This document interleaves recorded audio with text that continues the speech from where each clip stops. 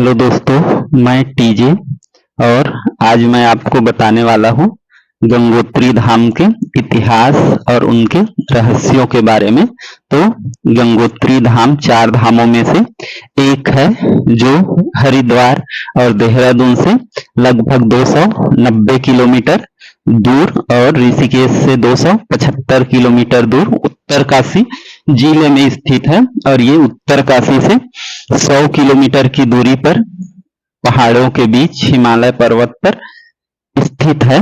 तो माँ गंगोत्री, यहाँ पर ये मान्यता है कि राम के पूर्वज भागीरथी जी ने अपने पूर्वजों को मोक्ष दिलाने के लिए भगवान शंकर का कठोर तप किया था और जिसके फलस्वरूप गंगा माँ पृथ्वी पर प्रकट हुई थी। तो गंगा माँ सबसे पहले यहीं पर प्रकट हुई थी और जहां पर भागीरथी जी के पूर्वजों का अवशेष था वहां पर प्रवाहित हुई और इस प्रकार से उसके पूर्वजों को मोक्ष की प्राप्ति हुई। तो यहाँ पर जिस जगह पर भागीरथी जी ने तप किया था वो अभी भी यहाँ पर भागीरथी तप स्थल के रूप में यहाँ पर स्थित है, आप देख सकते हैं।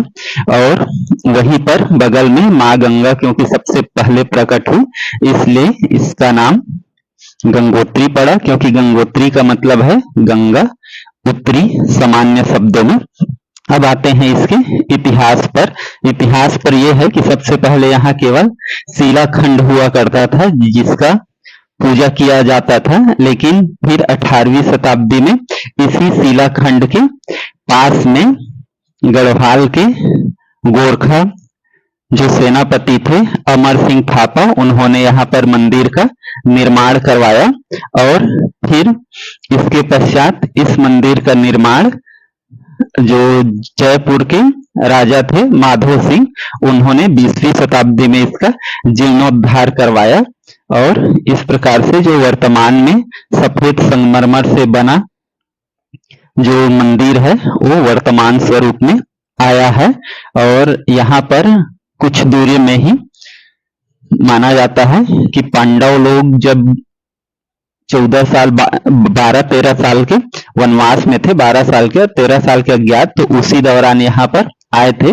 तो गंगोत्री से 1.5 किलोमीटर की दूरी पर उनका भी गुफा है यहाँ से, जिसे पांडव गुफा बोला जाता है, जो 1.5 किलोमीटर दूर पहाड़ी पर है।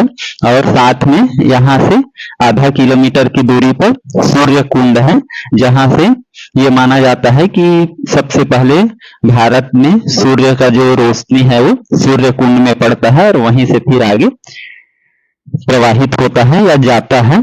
तो और माँ गंगोत्री पृथ्वी तल से, समुद्र तल से 3415 मीटर की ऊंचाई पर स्थित है। और ऐसी मान्यता है कि यहाँ माँ गंगा पवित्र है और यहाँ स्नान करने से हमारे सारे पाप कर्म जो है वो, ये सूर्य कुंड है और यहीं पर सूर्य का प्रकाश सबसे पहले पड़ता है, तो इसलिए इसका नाम सूर्य कुंड है। और ये वास्तव में भागीरथी नदी है, यहाँ से देवप्रयाग तक ये भागीरथी जी ने जहाँ पर तप किया था तो वो तप स्थली है और यहाँ पर भागीरथी के नाम से ये जाना जाता है।